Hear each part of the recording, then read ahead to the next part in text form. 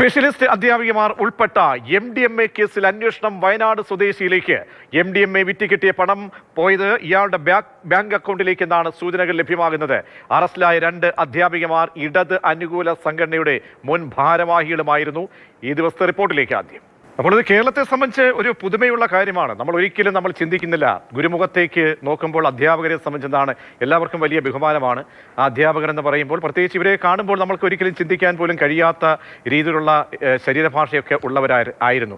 അപ്പോൾ ഇവരിങ്ങനെ ഒരു ലഹരിയുടെ കണ്ണികളാകുമ്പോൾ എത്രത്തോളം ഗുരുതരമാണ് നമ്മുടെ നാട്ടിലെ സാഹചര്യം, എത്രത്തോളം ആസൂത്രണത്തോടു കൂടിയാണ് ലഹരി മാഫിയ നമ്മുടെ സമൂഹത്തെ പിടിമുറക്കുന്നത് എന്നതിൻ്റെ ഏറ്റവും പരമപ്രധാനമായിട്ടുള്ള ഒരു കാര്യമാണ് നമ്മുടെ മുന്നിലേക്ക് എത്തുന്നത്. അപ്പോൾ ഈ വിഷയത്തിൽ നമുക്ക് വിശദമായിട്ടുള്ള പരിശോധന തന്നെ വേണം. ശ്രീ ജോർജ് ജോസഫ് റിട്ടയർഡ് പോലീസ് ഉദ്യോഗസ്ഥനും ഒപ്പം ഡോക്ടർ LC ഉമ്മൻ സൈക്യാട്രിസ്റ്റ് നമ്മോടൊപ്പം തത്സമയം ചേരുന്നു. പ്രിയപ്പെട്ട പ്രേക്ഷകർക്കും നിങ്ങളുടെ വിലപ്പെട്ട നിർദ്ദേശങ്ങളും അഭിപ്രായങ്ങളും വിളിച്ച് അറിയിക്കാം. നമ്പർ നമ്മൾ നൽകുന്നുണ്ട്, അതിൽ കൂടെ നിങ്ങളുടെ അഭിപ്രായങ്ങൾ രേഖപ്പെടുത്താം. ശ്രീ ജോർജ് ജോസഫ്, നോക്കൂ, 3 അധ്യാപികമാർ ആദ്യം അധ്യാപികമാർ പിടിയിലാകുമ്പോൾ അവരിൽ നിൽക്കുമെന്ന് പ്രതീക്ഷിച്ചെങ്കിലും കൂടുതൽ പേരിലേക്ക് എത്തുന്ന ഒരു സാഹചര്യം കൂടിയുണ്ട്. ഇവരെ മോഡസ് ഓപ്പറാണ്ടി മനസ്സിലാക്കുമ്പോൾ ഞെട്ടിക്കുന്നതാണോ? കാരണം ഈ നേരിട്ട് വിൽപ്പനയ്ക്ക് ഇറങ്ങാതെ മറഞ്ഞു നിന്നുകൊണ്ട് സാമ്പത്തിക ഇടപാട് നടത്തി കൂടുതൽ പണം സമാഹരിക്കുന്ന ഒരു സംഘമായി ഇത് മാറുമ്പോൾ ഇവരിൽ നിൽക്കുന്നില്ല, കൂടുതൽ ആളുകൾ ഇതിൻ്റെ പിന്നിലുണ്ട്, അതിൻ്റെ സോഴ്സ് എവിടെ ആയിരിക്കാം എന്നൊക്കെയുള്ള വലിയ രീതിയിലുള്ള ആശങ്ക ഉണ്ടാകുന്നുണ്ടോ ശ്രീ ജോർജ് ജോസഫ്?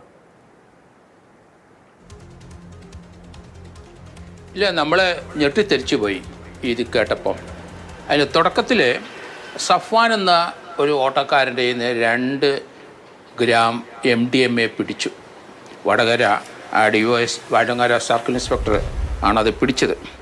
അത് ദിനേശ് എന്ന് പറഞ്ഞ ഇൻസ്പെക്ടർ പിടിച്ച് അവന് അതിൻ്റെ പണം ആർക്ക് കൊടുത്തു, എങ്ങോട്ട് പോയി എന്നുള്ള അന്വേഷണമാണ് ഈ അധ്യാപികമാരിലേക്ക് എത്തിയത്. അതുതന്നെ പോലീസിന് വിശ്വസിക്കാൻ പറ്റുന്നില്ലായിരുന്നു.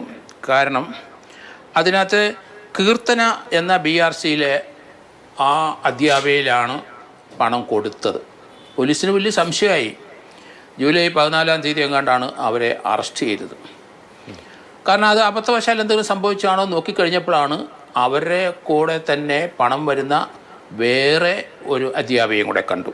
കാവ്യ, കൂരാച്ചുണ്ട് സ്വദേശിയായ കാവ്യ. 2 അധ്യാപകന്മാരായി. പോലീസ് എന്തായാലും ആ ട്രാക്ക് മുഴുവൻ കംപ്ലീറ്റ് ചെയ്ത് നോക്കി. വീണ്ടും ഒരു അധ്യാപികയും കൂടെ വന്നു, നീഷ്മയും കീർത്തനയും ഇടത് റിസോഴ്സ് ടീച്ചേഴ്സ് അസോസിയേഷൻ്റെ ഭാരവാഹികളാണ്. നമുക്ക് ഈ കേസിനകത്ത് വന്ന ആ പണങ്ങൾ എങ്ങോട്ട് പോയി എന്നുള്ള കാര്യത്തിലാണ് കൗതുകം ഉയർത്തുന്നത്. ഒരു ഡെലിവറി ബോയ് ജിജിൻ കുര്യാക്കോസ് വടകരയിൽ അല്ലെ ഈ സംഭവമായിട്ട് ബന്ധപ്പെട്ട് അയാളും ഇതിനകത്ത് വടകരക്കാരനാണ്, അയാൾ വയനാടുകാരനാണ്. അയാളും ഇതിനകത്ത് ഡെലിവറി ബോയ് ആയിട്ട് നടക്കുന്നെങ്കിലും പണ ഇടപാടുകൾ അയാളുടെ അക്കൗണ്ടിൽ കൂടെ 99 ലക്ഷം 1 കോടിയോളം വന്നിരിക്കുന്നു. ഈ അധ്യാപികമാരുടെ ഇടത് സംഘടനയുടെ പ്രതിനിധിയായിരുന്നു, നേരത്തെ കൺവീനറായി പ്രവർത്തിച്ച ഒരു വ്യക്തി കൂടിയാണ്. അപ്പോൾ വളരെ കരുതലോടുകൂടി ഈ ലഹരി സംഘം ഇവരെ ഉപയോഗിച്ചിരുന്നു. കാരണം ഇവരുടെ മുൻകാല ബന്ധങ്ങൾ, അധ്യാപിക എന്ന് പറയുമ്പോൾ സമൂഹത്തിലുണ്ടാകുന്ന നമ്മൾ നൽകുന്ന ബഹുമാനവും ഒരു സോഷ്യൽ സാഹചര്യമൊക്കെ ഉണ്ട്. അപ്പോൾ അവിടെ ഈ ബന്ധം, ഈ രാഷ്ട്രീയ ബന്ധം അല്ലെങ്കിൽ സംഘടനാശേഷി അല്ലെങ്കിൽ ഈ കരുത്ത്, ഇതൊക്കെ വളരെ ആസൂത്രിതമായി തന്നെ ആയിരിക്കും ഉപയോഗിക്കപ്പെട്ടിരിക്കുക. ഇല്ല, ധാരാളം ആൾക്കാർ, ചെറുപ്പക്കാർ, സംഘടനയിൽ പ്രവർത്തിക്കുന്ന, DYFI പ്രവർത്തിച്ച്, SFI പ്രവർത്തിച്ച്, KSU പ്രവർത്തിച്ചതൊക്കെ അവരെല്ലാം ഈ MDMA വിൽക്കുന്നു, അതും അല്ലെങ്കിൽ ലഹരി വിറ്റ് പണം വാങ്ങിച്ചതായിട്ടൊക്കെ നമ്മൾ കണ്ടു. ആലപ്പുഴ ജില്ലയിലെ കുറേ SFI പ്രവർത്തകർ, DYFI പ്രവർത്തകരൊക്കെ ഇതിനകത്ത് അവരെ പാർട്ടിയിൽ നിന്നൊക്കെ വെളിയിലാക്കുകയൊക്കെ ചെയ്തു. പക്ഷേ ഇപ്പം വന്നിരിക്കുന്നത് സർക്കാരിൻ്റെ എല്ലാ തലങ്ങളിലേക്കും ലഹരി വ്യാപിച്ചു, പ്രത്യേകിച്ച് അധ്യാപകരിലേക്ക് മാറ്റു എന്ന് പറയുമ്പോൾ നമ്മൾക്ക് കുട്ടികളുടെ ഭാവിയെപ്പറ്റി ആലോചിക്കുമ്പം ഇവർ എന്താണ് സമൂഹത്തിന് നൽകുന്ന മെസ്സേജ്? നമ്മൾ നേരത്തെ പറഞ്ഞതുപോലെ നമ്മൾ അധ്യാപകരെ കാണുമ്പം അവരെ കാല് തൊട്ട് വന്ദിക്കും, അവരുടെ ആ ഗുരുവിനെ നമ്മൾ ബഹുമാനിക്കും, അവരെ റോഡിൽ എവിടെ വെച്ച് കണ്ടാലും ശരി നമ്മൾ അവരെ വിഷ് ചെയ്യും. അത് അധ്യാപകർക്കുള്ള നമ്മൾ കൊടുക്കുന്ന ബഹുമാന കാലാകാലങ്ങളായിട്ട്. ഇവിടെ എന്താണ് കഞ്ചാവ് വിൽക്കുന്ന അല്ലെങ്കിൽ ലഹരി വിൽക്കുന്ന അധ്യാപകന്മാരെയാണ് നമ്മൾ കാണുന്നത്. ഇങ്ങനെ ഒരു പരിവർത്തനത്തിന് കാരണം ഇവർക്കൊരു വേരിഫിക്കേഷൻ, ക്യാരക്ടർ വേരിഫിക്കേഷൻ. കഴിഞ്ഞ ഒരു 10-35 വർഷമായിട്ട് നമ്മൾ നോക്കിക്കോണം. ആ തലമുറകളെല്ലാം നമ്മൾ വിചാരിക്കുന്നതിനപ്പുറം ഒരു ക്രിമിനൽ വാസനയുള്ളവരും ക്രിമിനൽ ലൈനിൽ ചിന്തിക്കുന്ന ഒരു തലമുറയാണ്. ക്യാരക്ടർ ഫോർമേഷൻ ഇല്ല ഇവർക്ക്. അതാണ് കാരണം ഈ 2-3 കുട്ടികൾ ഈ ടീച്ചേഴ്സിൻ്റെ 30-32 വയസ്സിനകം പ്രായമേ ഉള്ളൂ. അപ്പോൾ ഒരു 35 വയസ്സിനകത്തുള്ള തലമുറകൾ മുഴുവൻ നമ്മൾ വിചാരിക്കുന്നത് ഒരു കാര്യം ചോദിക്കട്ടെ, ചുരുങ്ങിയ കാലത്തിനുള്ളിലാണ് ഇവർ ഈ 1 കോടിയോളം രൂപ സമാഹരിച്ചിരിക്കുന്നത്. അപ്പോൾ ഇവർ കൂടാതെ നമ്മൾ ഈ കാണാതെ പോകുന്ന, നമ്മളിപ്പോൾ സംസാരിക്കുമ്പോഴും മറഞ്ഞിരിക്കുന്ന ഒരുപാട് പേരുണ്ടോ ഇതിന് പിന്നിൽ? തീർച്ചയായിട്ടും ഉണ്ടല്ലോ. ഇതൊരു വൻ റാക്കറ്റാണ്. കാരണം ഇത് വളരെ വയസ്സായിട്ട് പോലീസിനെ നാട്ടുകാരെയൊക്കെ പറ്റിച്ച് ഈ ബിസിനസ് ശരിക്കും ഫ്ലറിഷ് ചെയ്ത് കഴിഞ്ഞു. അതുതന്നെ തുഫാൻ എന്തായാലും ആഭ്യന്തരമന്ത്രിയെ നമ്മൾ അദ്ദേഹത്തിനെ അഭിനന്ദിക്കേണ്ടിയിരിക്കുന്നു. കാരണം ഇങ്ങനെ ഒരു പരിപാടി തുടങ്ങിയത് തീർച്ചയായിട്ടും നമ്മൾ ഈ നിലവാരം ഏത് ലെവലിലേക്ക് നമ്മൾ ക്ഷയിച്ചു എന്ന് നമ്മൾ ആലോചിച്ചോണം. നമ്മൾ വിചാരിക്കും, ഇപ്പം തന്നെ ഒരു വാർത്ത മാതൃഭൂമി തന്നെ പറഞ്ഞല്ലോ, ഡൽഹിയിൽ നിന്ന് വരുന്ന ഒരു എക്സ് പൈലറ്റിൻ്റെ കയ്യിൽ MDMA ഉണ്ട്. അപ്പം നമ്മൾ 10-35 വയസ്സ് വരെയുള്ള ഇപ്പോഴത്തെ തലമുറകളെല്ലാവരും മിക്കവാറുള്ളവരും അഡിക്റ്റഡാണ്, ലഹരി ഉപയോഗിക്കുന്നവരാണ്. അപ്പോൾ നമ്മൾ എന്ത് ചെയ്യണം സമൂഹത്തിനെ വാർത്തെടുക്കാൻ? പോലീസ് വെരിഫിക്കേഷൻ പണ്ട് ഞങ്ങളൊക്കെ സബ് ഇൻസ്പെക്ടറായിട്ട് കയറുമ്പം ഏതെങ്കിലും ക്രിമിനൽ കേസിൽ ഞങ്ങൾ ഉൾപ്പെട്ടിട്ടുണ്ടെങ്കിൽ പോലീസ് വെരിഫിക്കേഷൻ നമ്മളെ തള്ളും. അത് ഇടത് സംഘടനകളുടെയൊക്കെ പ്രവർത്തനമൊക്കെ വന്നു കഴിഞ്ഞപ്പം കേസൊന്നും പ്രശ്നമല്ല, എത്ര കേസുണ്ടെങ്കിലും എടുക്കാം, ശിക്ഷയുണ്ടെങ്കിൽ മാത്രമേ പറ്റുള്ളൂ. അപ്പോൾ ആ കേസിനകത്ത് 2-3-4 കേസുള്ളവരെയൊക്കെ സർവീസിൽ ട്രെയിനിങ്ങിന് അയച്ചു, അവരെ പോസ്റ്റ് ചെയ്യുകയും ചെയ്യുന്നുണ്ട്. ആ കേസിൻ്റെ വിധി വന്ന് കൺവിഷൻ ആണെന്നുണ്ടെങ്കിൽ അവരെ വെറുതെ വിടാം, അവരെ ടെർമിനേറ്റ് ചെയ്യാം. അല്ലാത്തവരെ എല്ലാം പോലീസ് സർവീസിൽ കയറി അപജയം ഇവിടെ ഉണ്ടായില്ലേ? അപ്പോൾ അത് വീണ്ടും നമ്മൾ സ്റ്റാർട്ട് ചെയ്തിരിക്കണം. ഈ ഗവൺമെൻറ്റുകൾ അത് ശ്രദ്ധിക്കണം. കാരണം ഒരു സർക്കാർ ജോലിക്ക് വരുന്ന അധ്യാപകരായാലും ആരായാലും ശരി ഒരു പോലീസ് വെരിഫിക്കേഷൻ വേണം, അവരുടെ ക്യാരക്ടർ വെരിഫിക്കേഷൻ വേണം. തീർച്ചയായും പറഞ്ഞ വളരെ പ്രധാനപ്പെട്ട ഒരു പോയിന്റാണ്. കാരണം ആർക്കും എപ്പോഴും വന്ന്, പ്രത്യേകിച്ച് കുട്ടികളാണ്, ഇതും വളരെ ഒരു സെൻസിറ്റീവായിട്ടുള്ള വിഷയമായിട്ട് തന്നെ. കാരണം കുഞ്ഞുങ്ങളെ പഠിപ്പിക്കാൻ വരുന്ന ആളുകൾക്ക് അവർക്ക് അവരുടെ വെരിഫിക്കേഷൻ, അവരുടെ പശ്ചാത്തലം വളരെ പ്രധാനപ്പെട്ടത് തന്നെയാണ്. അതങ്ങ് പറഞ്ഞ വളരെ പ്രധാനപ്പെട്ട ഒരു പോയിന്റാണ്. ഡോക്ടർ LC ഉമ്മൻ, നോക്കൂ, നമ്മൾ ഏറ്റവും കൂടുതൽ എന്താണ്, നമ്മൾ വീട്ടിൽ നിന്നും പോയി കഴിഞ്ഞാൽ, വീട്ടിൽ എന്ന് പറഞ്ഞാൽ വൈകുന്നേരം സ്കൂൾ വിട്ടൊക്കെ കുഞ്ഞുങ്ങൾ എത്തിക്കഴിഞ്ഞാൽ പിന്നെ കുറച്ച് സമയം മാത്രം ഇരുന്ന് പഠിക്കുന്നു, പിന്നെ ഉറങ്ങുന്നു, രാവിലെ എണീച്ച് വീണ്ടും സ്കൂളിലേക്ക് പോവുകയാണ്. അപ്പോൾ ഏറ്റവും കൂടുതൽ ഗുരുമുഖത്ത് അങ്ങനെ നിൽക്കുന്ന സമയമാണ്. ഗുരുക്കന്മാരാണ് അവർക്ക് ഏറ്റവും കൂടുതൽ അവരുടെ എല്ലാ തരത്തിലും സോഷ്യലായിട്ടുള്ള മാനസികമായിട്ടുള്ള എല്ലാ ഘടകങ്ങളെയും പരിശോധിക്കുകയും പരിപോഷിപ്പിക്കുകയും അവർക്ക് സാന്ത്വനമേകുകയും ഒക്കെ ചെയ്യേണ്ട ആളുകൾ. അപ്പോൾ ഈ 2-3 പേര് അധ്യാപകന്മാർ ഈ നെറ്റ്വർക്കിൻ്റെ ഏറ്റവും ഭീമമായിട്ടുള്ള ഒരു കണ്ണിയായി മാറുന്നുണ്ടെങ്കിൽ അത് എത്രത്തോളം നൽകുന്ന സന്ദേശം എത്രത്തോളം വലുതാണ്. മാത്രമല്ല നമുക്ക് ഇതിനെ മാറ്റിമറിക്കാൻ ഇതൊരു ടേണിംഗ് പോയിൻ്റായി, ഒരു അവസരമായി ഉപയോഗിച്ചുകൊണ്ട് ഏത് രീതിയിലൊരു പൊളിച്ചെഴുത്തായാലും ഈ മേഖലയുമായി ബന്ധപ്പെട്ടായാലും ലഹരി മേഖലയുമായിട്ട് ബന്ധപ്പെട്ടായാലും ഒക്കെ തന്നെ സാധിക്കുന്ന ഒരു ക്രൈമായി ഇത് മാറുന്നുണ്ട്. ഡോക്ടർ LC ഉമ്മൻ എന്താണ് തോന്നുന്നത്? നോക്കൂ, അത് ശരിക്കും പറഞ്ഞാൽ ഇത് കേട്ടപ്പോൾ നമുക്കൊരു ഞെട്ടലാണ് വന്നത്. കാരണം റോൾ മോഡലായിരിക്കേണ്ട അധ്യാപികമാര് ഒരു ലഹരി മാഫിയയുടെ സംഘങ്ങളിൽ ഉൾപ്പെടുക, അല്ലെങ്കിൽ ട്രാഫിക്കിങ്ങിൽ ഉൾപ്പെടുക എന്നൊക്കെ പറയുന്നത് അവനവൻ ലഹരി ഉപയോഗിക്കുന്നതിനെക്കാട്ടിലും മാരകമാണ് മറ്റുള്ളവരെ കൂടെ വഴിതെറ്റിക്കുക എന്നുള്ളത്. അപ്പൊ ആ തരത്തിലേക്ക് പോവുക എന്ന് പറയുന്നത് നമ്മുടെ സമൂഹത്തിന്റെ മൂല്യച്യുതി തന്നെയാണ് കാണിക്കുന്നത്.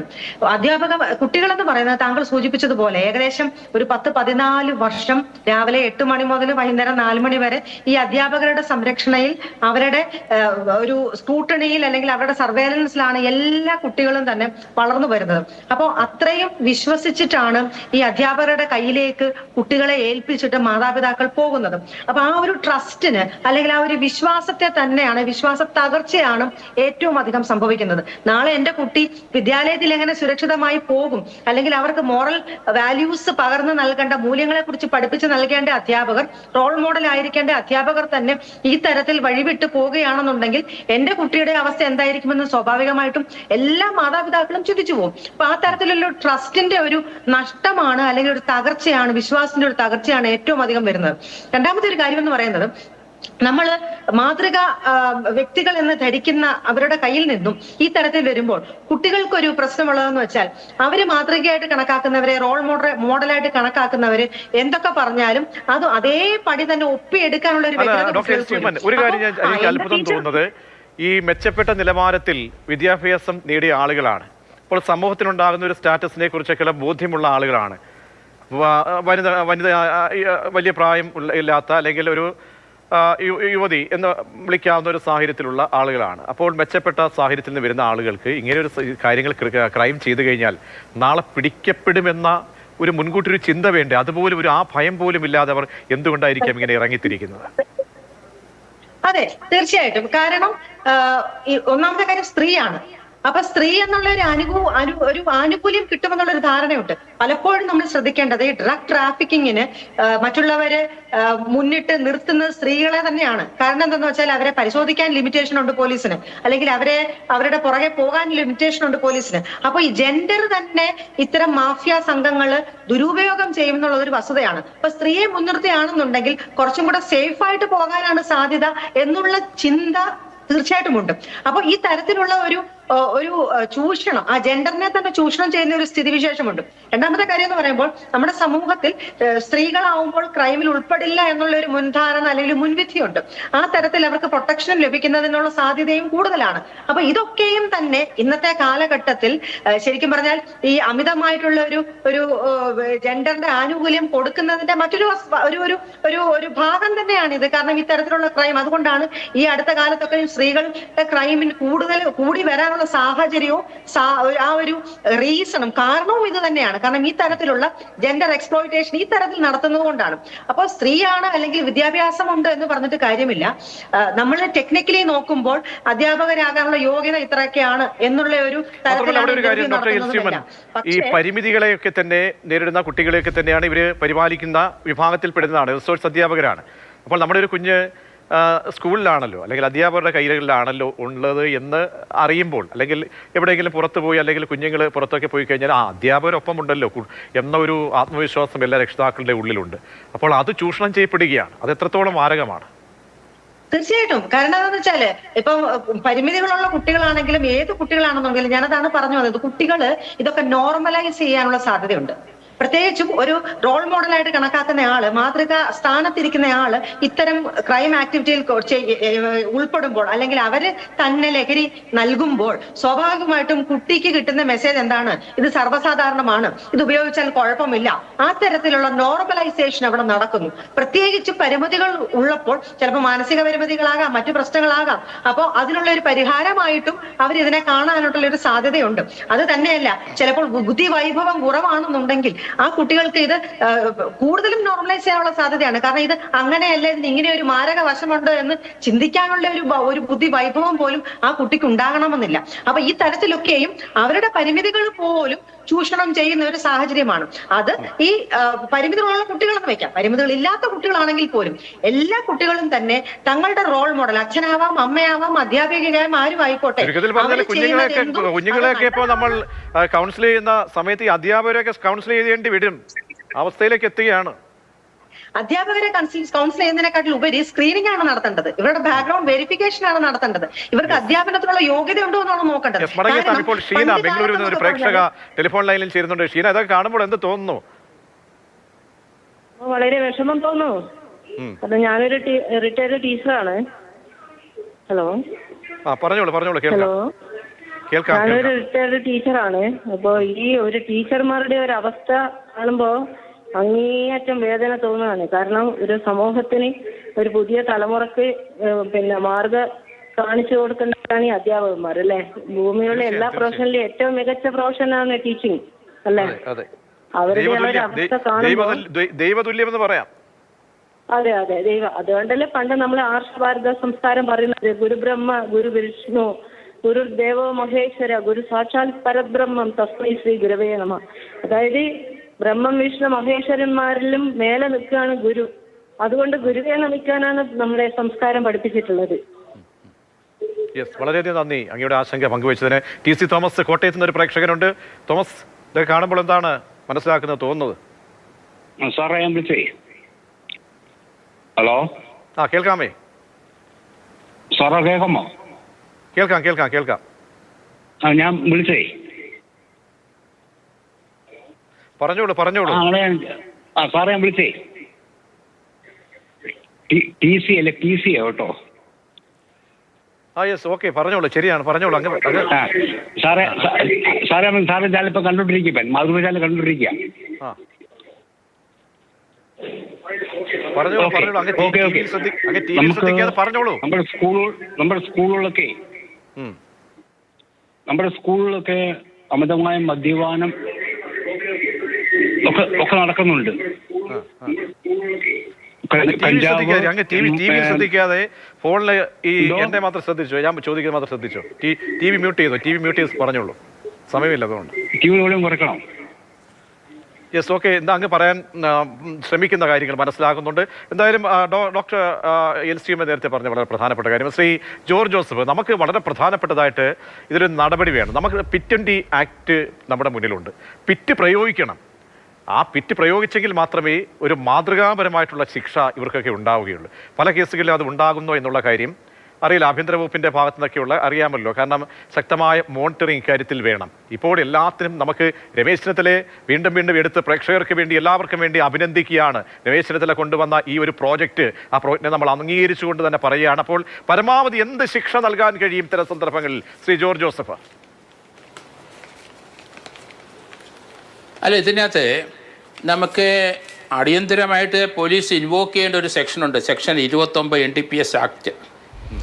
അതനുസരിച്ച് ഇതിനകത്ത് ഫൈനാൻസിങ് ആര് ട്രാൻസാക്ഷൻ നടത്തിയാലും 20 years ശിക്ഷ പോകും. അപ്പോൾ NDPSനകത്ത് മണി ഇൻവെസ്റ്റ് ചെയ്യുകയോ, മണി ആ കച്ചവടത്തിന് വേണ്ടി പണം മുടക്കുകയോ, അത് ട്രാൻസാക്ട് ചെയ്യുകയോ, ഇതെല്ലാം അതിനകത്ത് വരും. NDPS ആക്ടിനകത്ത് 20 years ഇവരെ ശിക്ഷിക്കേണ്ടി വരും. ഇവരുടെ സ്വത്തുക്കൾ മുഴുവൻ കോൺഫിസ്കേറ്റ് ചെയ്യേണ്ടി വരും. ഇപ്പം നടക്കാൻ പോകുന്ന അതാണ്.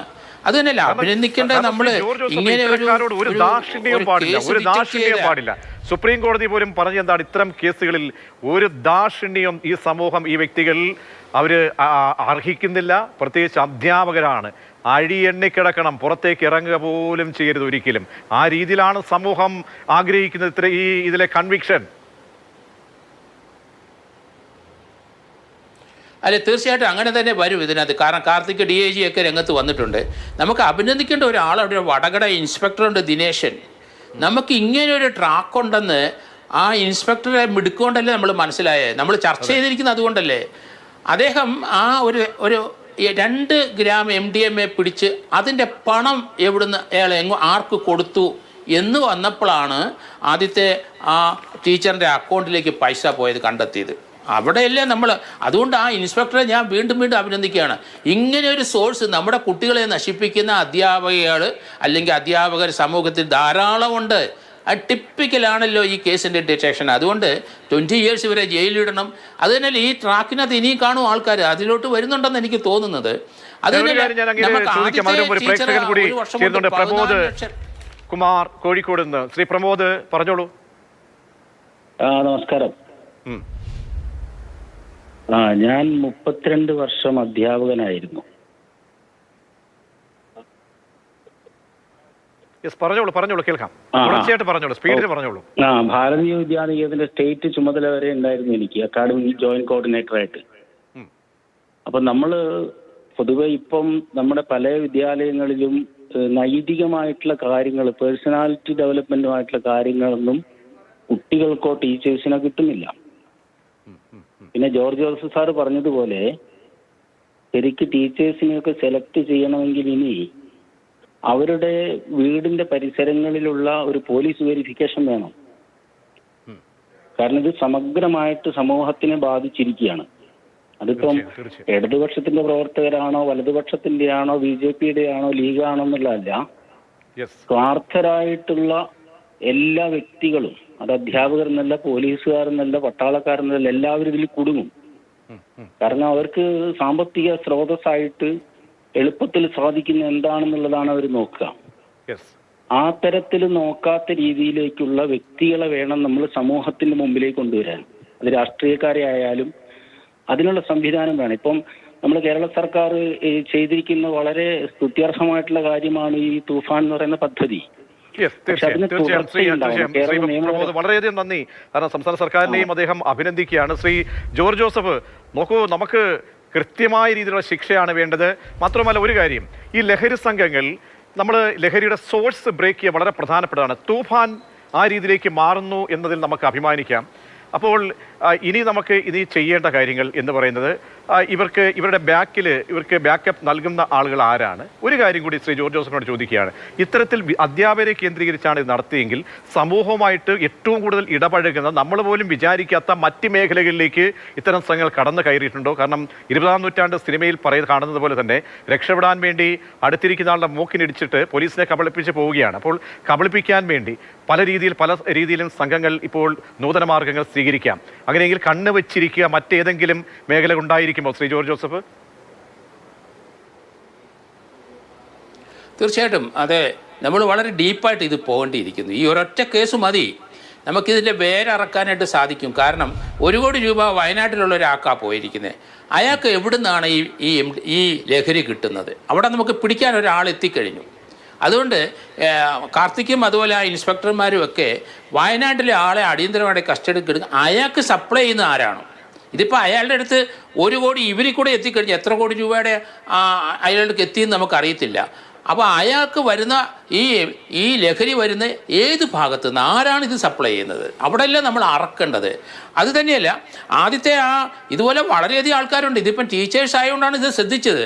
മറ്റുള്ള പലരെ ഇതിനകത്ത് ഇനി 100 കണക്കിന് ആൾക്കാർക്ക് ഈ ട്രാൻസാക്ഷൻ നടന്നിട്ടുണ്ട്. കാരണം ആ ടീച്ചേഴ്സിന് പൈസ കൊടുത്തു കഴിഞ്ഞാൽ അവർ പറഞ്ഞു കൊടുക്കും, ഞാൻ റോഡിൻ്റെ ഇന്ന സ്ഥലത്ത് ഇന്ന മരത്തിൻ്റെ ചോട്ടിൽ സാധനം വെച്ചിട്ടുണ്ട്, നിങ്ങൾ അവിടെ പോയി എടുത്തോളാൻ. അങ്ങനെയാണ് ഇവരെ ഈ ടീച്ചേഴ്സിനെ ക്യാൻവാസ് ചെയ്തിരിക്കുന്നത്. അപ്പോൾ അവരുടെ ജോലി പണം വാങ്ങിക്കുക, അതിന് അവരുടെ കമ്മീഷൻ കിട്ടും. ഈ വെച്ചിരിക്കുന്ന സ്ഥലം ഇവർ പറഞ്ഞു കൊടുക്കണം. അപ്പോൾ സമൂഹത്തിനെ നശിപ്പിക്കുന്നത് എങ്ങനെയാണ്? അതുകൊണ്ടാണ് ഞാൻ പറഞ്ഞത്, നേരത്തെ ഒരു അധ്യാപകൻ കോഴിക്കോട് നിന്ന് പറഞ്ഞ പോലെ നമുക്ക് പോലീസ് വെരിഫിക്കേഷൻ തീർച്ചയായിട്ടും ക്യാരക്ടറിന് വേണം, യാതൊരു സംശയവും. അപ്പോൾ ആ മേഖലകളിലൊക്കെ ചെക്കിംഗ് വേണ്ടി വരുമോ? വേണ്ടിവരും. ഞാനത് നേരത്തെ അങ്ങനെ ആയിരുന്നല്ലോ നമ്മുടെ കാലഘട്ടത്തിൽ. അപ്പോൾ ഒരു സർക്കാർ ജോലി കിട്ടുന്ന ആർക്കായാലും ശരി പോലീസ് വെരിഫിക്കേഷൻ കൃത്യമായിട്ട് വേണം. ടെർമിനേറ്റ് ചെയ്യേണ്ടവരെ ടെർമിനേറ്റ് ചെയ്യണം. അബ്നോർമലായ കുറേ അധ്യാപകരുണ്ടെന്ന് പഠിപ്പിക്കുന്നുണ്ടെന്ന് സ്കൂളിലും കോളേജിൽ എനിക്കറിയാം. അവരോടൊക്കെ സംസാരിക്കുമ്പോൾ അബ്നോർമലാണ് പലരും. അങ്ങനെയുള്ളവരെ കുട്ടികളെടുത്തുകൊണ്ട് വെച്ചിട്ട് കാര്യമുണ്ടോ? അവർ സ്കൂളിലിരുന്ന് മദ്യപിക്കും. സ്കൂൾ അസോസിയേഷനും ഇവരുടെ സംഘടനയുണ്ട്. അവിടെ സദ്യയാണ് മിക്കവാറും ദിവസം. വൈകിട്ട് കഴിഞ്ഞാൽ എല്ലാവരും മദ്യപാനമാണ്. ഉച്ചയ്ക്ക് പല ദിവസങ്ങളിലും ബിരിയാണി മറ്റേതൊക്കെ വാങ്ങിച്ചിട്ട് ആഹ്ലാദിക്കുകയാണ് സ്കൂളിൽ ഇരുന്ന്. കുട്ടികളുടെ കാര്യം ആരും ശ്രദ്ധിക്കുന്നില്ല. അത് തന്നെയല്ലേ ഇപ്പം എറണാകുളത്ത് നമ്മൾ കണ്ടല്ലോ, 12 വയസ്സുള്ള കുട്ടി അവിടുത്തെ ഐസ്ക്രീംകാരൻ അടിച്ചുകൊണ്ട് പോയത്. ആ പോലീസ് ഉദ്യോഗസ്ഥരെ ഞാൻ ഈ കൂടെ അഭിനന്ദിക്കുകയാണ്. കാരണം കുട്ടികളെ മുഴുവൻ ട്രാപ്പ് ചെയ്തുകൊണ്ടിരിക്കുകയാണ്. എത്ര കൊച്ചുങ്ങളെ നമ്മളിവിടെ സെക്സ് ചെയ്തിട്ട് കൊന്നു കളഞ്ഞിരിക്കുന്നത് 5-6 വയസ്സുള്ള കുട്ടികളെ. അപ്പോൾ ഇത് ക്യാരക്ടർ ഓരോ വ്യക്തികളുടെ മലിനമായി മാറിയിരിക്കുന്നു. അത് വിദ്യാഭ്യാസം ഉണ്ടെന്ന് പറഞ്ഞാൽ അത് നമുക്കറിയാമല്ലോ. ഇപ്പം പി എസ് സിയിൽ ഏത് മണ്ടനും ഇപ്പം വലിയ റാങ്ക് കിട്ടുമല്ലോ. അപ്പോൾ ആ രീതിയിലോട്ട് അധപ്പതിച്ചു, എല്ലാ രംഗത്തും അധപ്പതിച്ചു പോയി നമ്മൾ. അതുകൊണ്ട് ഇനിയെങ്കിലും ഈ ഗവൺമെൻറ്റുകൾ ശ്രദ്ധിക്കണം. ഈ തൂഫാൻ വന്നതോടുകൂടി നമുക്ക് ഇനിയൊരു പോലീസ് വെരിഫിക്കേഷൻ ഉണ്ടെങ്കിൽ മാത്രമേ നമുക്ക് ഒരു ജോലിയിൽ കൊടുക്കുക. അത് വീണ്ടും സർക്കാർ നടപ്പാക്കണമെന്നാണ് ഞാൻ പറയുന്നത്. നേരമുണ്ടോ ശ്രീ ജോർജ് ജോസഫ്? അവിടെ വേറെ പണിയാണല്ലോ നടക്കുന്നത്. ഇതൊക്കെ ചെയ്യേണ്ട PSC പൊളിഞ്ഞ് അവിടെ താറുമാറായി കിടക്കുക. അത് പോട്ടെ. ശ്രീ ചന്ദ്രൻ നായർ എന്നൊരു പ്രേക്ഷകൻ തിരുവനന്തപുരത്ത് നിന്നും ചേരുകയാണ്. ശ്രീ ചന്ദ്രൻ നായർ, പറഞ്ഞോളൂ താങ്കളുടെ അഭിപ്രായം. ജോസഫ് സാറും കൂടെ കേൾക്കാൻ വേണ്ടി ചോദിക്കുന്നത്, സാർ ഇങ്ങനെയുള്ള ടീച്ചർമാരെ നമുക്ക് ആവശ്യമുണ്ടോ സാർ? മാത്രമല്ല സാർ, നമ്മുടെ ഈ കേരളത്തിനെ ഒന്ന് കേരളമാക്കി എടുക്കാൻ വേണ്ടിയിട്ട് സാറിനെ പോലെയുള്ള ആൾക്കാർ ഉൾപ്പെടെ ഈ ചാനൽ മാതൃഭൂമി ഉൾപ്പെടെ ആൾക്കാർ നിരന്തരം പരിശ്രമിച്ചു കഴിഞ്ഞാൽ മാത്രമേ സാർ, ഒന്നുമില്ലെന്നുണ്ടെങ്കിൽ ഞാനൊരു 73 വയസ്സുകാരനാണ്. ഞാൻ എന്താ വെച്ചാൽ എൻ്റെ കാലം കഴിയുന്നതിന് മുമ്പെങ്കിലും ഈ കേരളത്തിനെ കേരളമാക്കി എടുക്കാനായിട്ട് വല്ല നിവൃത്തി ഉണ്ടോ സാർ? എന്താ സാർ നമ്മളെ കേരളത്തിൽ നടക്കുന്നത്? അതായത് രാജ്യത്തിന്റെ വാഗ്ദാനങ്ങളായി മാറേണ്ട യുവജനങ്ങളെയാണ് സാർ നശിപ്പിച്ചു കളയുന്നത്. ഒരു വല്ലാത്ത അവസ്ഥയിലേക്കാണ് സാർ. ആരെങ്കിലും ഒക്കെ ഇനിയും വിളിക്കാണ്ട, അതുകൊണ്ട് ഞാൻ നിർത്തുന്നു സാർ. ശ്രീ ജോർജ് ജോസഫ്, ആ മനസ്സിൽ നിന്നുള്ള മറുപടിയാണ്.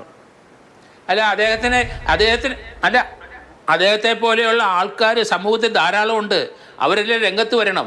കാരണം അധ്യാപകരും നമ്മൾ നമ്പർ 1 കുഴയായി മാറി പല സ്കൂളിലും കോളേജിലും. നമുക്കറിയാം, 2 കൊച്ചുങ്ങളെ നമ്മൾ വയനാട്ടിൽ കണ്ടല്ലോ, ഇവിടുത്തെയും കണ്ടല്ലോ, 2 കുട്ടികളെ. അവരെ അധ്യാപകർ ചേർന്ന റാമെന്ന് പറഞ്ഞ അധ്യാപകൻ, അവൻ ജാതി മതം പറയും. അവരൊക്കെ ഡ്രഗ്സ് അടിക്കുന്നവരാണെന്ന് എനിക്ക് തോന്നുന്നത്. നമ്മളിത് പരീക്ഷിക്കണം. ഡ്രഗ്സ് അടിക്കുന്ന അധ്യാപകരും മദ്യപാനിയായ അധ്യാപകർ സ്കൂളിലുണ്ടെങ്കിൽ ഈ ഗവൺമെൻറ്റെങ്കിലും അവരെ പിരിച്ചുവിടാനുള്ള, അവരുടെ ക്യാരക്ടർ വെച്ചിട്ട് അവരെ പിരിച്ചുവിടാനുള്ള നടപടി മാതൃപരമായിട്ട് തുടങ്ങാം നമുക്ക്. കാരണം പൊതുജന സപ്പോർട്ട് ഉണ്ടാവും. കാരണം പല സ്കൂളിലും സാറന്മാർ 2-3 പേരൊക്കെ നല്ല മദ്യപാനികളാണ്. അതുപോലെ ഇപ്പം തന്നെ ഡ്രഗ്സ് അടിക്കുന്നവരാണ്. അവരെ നമ്മുടെ കുട്ടികൾ കാണുകയല്ലേ, നമ്മുടെ കുട്ടികൾ അങ്ങനെയല്ലേ വഴിവഴിച്ചു പോകുന്നത്. അപ്പോൾ അങ്ങനെയുള്ള ക്യാരക്ടേഴ്സുള്ള ആൾക്കാരെ ഈ അപ്പോയിൻമെൻ്റ് ഉണ്ടെങ്കിലും ശരി അവരെ ടെർമിനേറ്റ് ചെയ്ത് അവർ കോടതിയിൽ പോയി ഫൈറ്റ് ചെയ്തോട്ടെന്നേ, വരുന്നത് തിരിച്ചു വന്നോട്ടെന്നേ. പക്ഷെ ഒരു പണിയാവുമല്ലോ, ശമ്പളം കൊടുക്കണ്ടല്ലോ. കുട്ടികളെ നന്നാക്കാനായിട്ട് ധൈര്യപൂർവ്വം ഗവൺമെൻറ് നടപടിയെടുക്കണം. ഇങ്ങനെ എന്ത് കാര്യത്തിലായാലും ശരി ഇതുപോലെയുള്ള സർക്കാർ ജീവനക്കാരും ധാരാളം പേരെ ഞാൻ കാണുന്നുണ്ട്. നമ്മൾക്ക് സമൂഹത്തിലുള്ള കടപ്പാടുണ്ട് എല്ലാ സർക്കാർ ജീവന ടീച്ചേഴ്സിനൊക്കെ. ആ കടപ്പാട് നിർവഹിക്കാൻ കഴിവില്ലാത്തവന്മാരെ പിരിച്ചുവിടണമെന്നാണ് ഞാൻ പറയണത്. അതിശക്തമായ നടപടിയെടുക്കണം. ഏതായാലും തുഫാൻ നമുക്ക് തുടങ്ങി വെച്ചിട്ടുണ്ട്. നമുക്ക് ഇതുപോലെയുള്ള ക്യാരക്ടർ ഈ മാളത്തിൽ നിന്ന് പുറത്തേക്ക് ചാടും. കാരണം ഇതുപോലെ ധാരാളം ബാഡ് എലിമെൻറ്റ്സ് നമ്മുടെ അധ്യാപക ഭാഗത്തുമുണ്ട്, അതുപോലെ തന്നെ സർക്കാർ ജീവനക്കാരിലുണ്ട്. ഞാൻ വളരെ നാളുകൊണ്ട് പറയുന്നതാണ്, ഈ പോലീസ് അസോസിയേഷൻ പിരിച്ചുവിടണം. ഇന്ത്യയിലെ ഒരു സംസ്ഥാനത്തും പോലീസുകാർക്ക് സംഘടനയില്ല. ഈ പോലീസ് അസോസിയേഷൻ പിരിച്ചുവിടണം എത്ര നാളുകൊണ്ട് പറയുന്നതാണ്. വീണ്ടും ഈ സർക്കാർ വന്നിട്ടും വീണ്ടും സംഘടന 3 കുറച്ചുകൊണ്ടുള്ള സംഗതി. നമുക്കിത് വേണ്ട. പോലീസ് ഉദ്യോഗസ്ഥന്മാർക്ക് ഒരിക്കലും ഒരു സംഘടന ആവശ്യമില്ല. ശ്രീ ജോർജ് ജോസഫ് ഇന്ന് സംഘടനയാണ്, സംഘടന മൗലികമായിട്ടുള്ള ഒരു അവകാശം എന്ന നിലയിലൊക്കെ തന്നെയാണ് ഹർജി പോയത്. അപ്പോൾ അതിലൊരു ഇടപെടൽ കൂടി വന്നിട്ടുണ്ട്. ഞാൻ അങ്ങയുടെ അവസാനമായി ഡോക്ടർ എൽ സി ഉമ്മനിലേക്ക്. ഡോക്ടർ എൽ സി ഉമ്മൻ, നമുക്കൊരു ഭാരിച്ച ഉത്തരവാദിത്വം നമ്മുടെ മുന്നിലേക്ക് അധ്യാപകർ, അധ്യാപക സംഘടനകൾ, നമുക്ക് വിദ്യാഭ്യാസ വകുപ്പ് ഇവരിലൊക്കെ വരികയാണോ? കാരണം ഇതൊരു ഐ ഓപ്പണായി കണ്ടുകൊണ്ട് നമുക്ക് ഒരു സമഗ്രമായിട്ടൊരു ശുദ്ധീകരണം എങ്ങനെ വരുത്താൻ കഴിയും, മേലിത് ഇത്തരം സംഭവങ്ങൾ ആവർത്തിക്കാതിരിക്കാൻ? കാരണം നമ്മുടെ കുട്ടികളുടെ ഭാവിയുടെ വാഗ്ദാനങ്ങളായ കുട്ടികളെയാണ് നമ്മളവരെ വിശ്വസിച്ചേൽപ്പിക്കുന്നത്. അപ്പോ ഒരു അധ്യാപികയെ അല്ലെങ്കിൽ ഒരു അധ്യാപകനെ പോസ്റ്റ് ചെയ്യുന്നതിന് മുൻപ് ശരിയാണ്, അവരുടെ അക്കാഡമിക് മികവൊക്കെയും ആ തരത്തിൽ തന്നെ നോക്കണം. പക്ഷെ അതിന്റെ ഒപ്പം തന്നെ അവർക്ക് ഇത് മാനസികമായിട്ടുള്ള ഒരു യോഗ്യത അല്ലെങ്കിൽ ഒരു പക്വത ഇവർക്കുണ്ടോ എന്നുള്ള ഒരു ബാക്ക്ഗ്രൗണ്ട് ചെക്ക് നടത്തേണ്ടത് വളരെയധികം ആവശ്യമാണ്. കാരണം എന്തെന്ന് വെച്ചാല് പലപ്പോഴും ഒരു തൊഴിൽ എന്ന നിലയിലാണ് ഈ അധ്യാപനത്തെ അവർ കാണുന്നത്. മറ്റൊരു ജോലിയും കിട്ടാതെ വരുമ്പോൾ അന്നാ കയറി പഠിപ്പിച്ചേക്കാം എന്നുള്ള നിലയിൽ പോയി പഠിപ്പിക്കുന്ന ഒരുപാട് അധ്യാപകരുണ്ട്. അപ്പൊ അവർക്ക് അവരുടേതായിട്ടുള്ള ഫ്രസ്ട്രേഷൻ ഉണ്ട്. ഇഷ്ടപ്പെട്ട് ജോലി കിട്ടാതെ ഇതിലേക്ക് മാത്രം വരുന്നവർ. പ്രേക്ഷകർ കൂടി വിളിക്കുന്നുണ്ട്, അവരുടെ കൂടി അഭിപ്രായം കേട്ട ശേഷം ഞാൻ മടങ്ങിയെത്താം. ശ്രീജ പറഞ്ഞോളൂ, ഇതൊക്കെ കാണുമ്പോൾ എന്താണ് പ്രതികരിക്കാൻ തോന്നുന്നത്? ഹലോ, യെസ് പറഞ്ഞോളൂ. ഹലോ, കേൾക്കാമേ, പറഞ്ഞോളൂ.